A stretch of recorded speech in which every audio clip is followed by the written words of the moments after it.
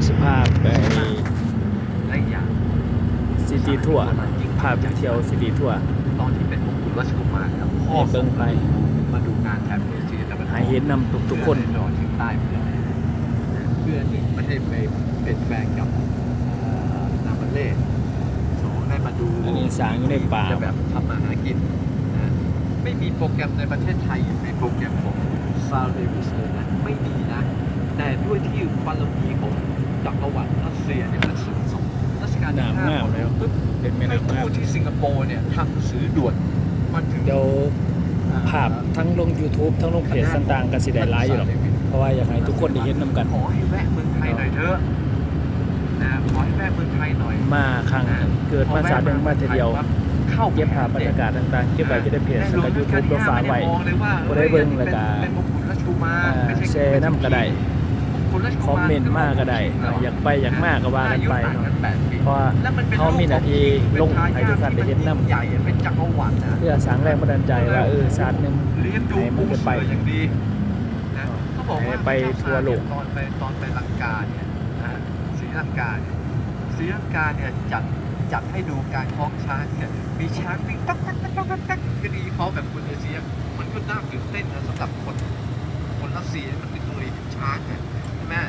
ก็เหมือนไปดูในเชียงใหม่บ้านเราเนี่ยฝรั่งไปเที่ยวเมืองไทยเนี่ยช้างของงูมันแต่ตายแม่ร้องโอ้ชีวิตงูบ้านคนอื่นทำไม่ได้เท่าฉันแล้วอะไรเงี้ย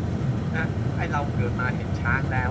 มันก็เฉยๆอารมณ์ความรู้สึกไม่ดีก็เหมือนเราไปขี่ที่พีระมิดเนี่ยโอ้ยตื่นเต้นไอคนที่อยู่ที่นั่นก็เป็นจะตายหานะ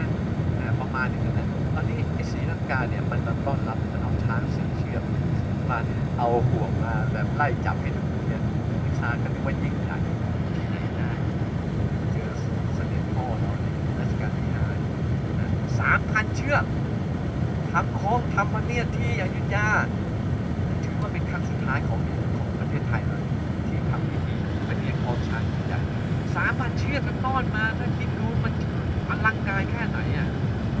ใช่ไหมเป็นที่แบบโอ้ชื่นอกชื่นใจและการต้อนรับแบบโอ้คนไทยเราสุดยอดอยู่แล้วอาหารการกินประเพณีอะไรต่างๆนานาจะเป็นที่ประทับใจของสาวนะมาแค่ 3 วันเสร็จเรียบร้อยก็ไปตามโปรแกรมท่านที่ท่านแทรกรายการให้เสร็จเรียบร้อยพอไปถึงญี่ปุ่น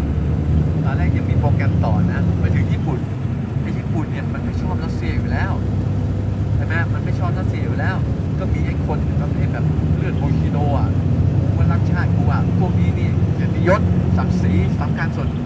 เป็นกษัตริย์จากไอ้เมืองที่มันแบบมันมีปัญหากัน อันนี้คือสิเป็นอพาร์ตเม สั้ น น ต์ ประ ต่าง จำตัวเนี่ย ๆให้คนสื่อคนเสาที่ว่า วันซา หลายแห่ง แต่ก็มีภาษาไทยเนี่ยปรับตัวช่วยตัวดันหลบหรือว่าเป็นเฉียวตรงหน้าผากเนี่ยเป็นรอยแผลเป็นตลอดชีวิตพอเกิดนั้นนี้ปั๊บกลับประเทศเราเฉย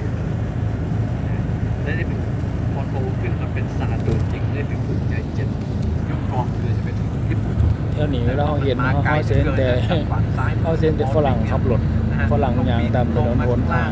11 วันน่ะ เป็นแบบนอร์ทวีปยุโรปจะมีแต่เขามาเลยครับเมื่อทั้งดูไบเสียมันกลายเป็นตะวันออกกลางเป็นตะวันออกกลางแถบเอเชียที่เป็นพวกดังโมโมจะกลับลงไปประเทศไทยประเทศลาวคนหน่อยเขาก็เสด็จ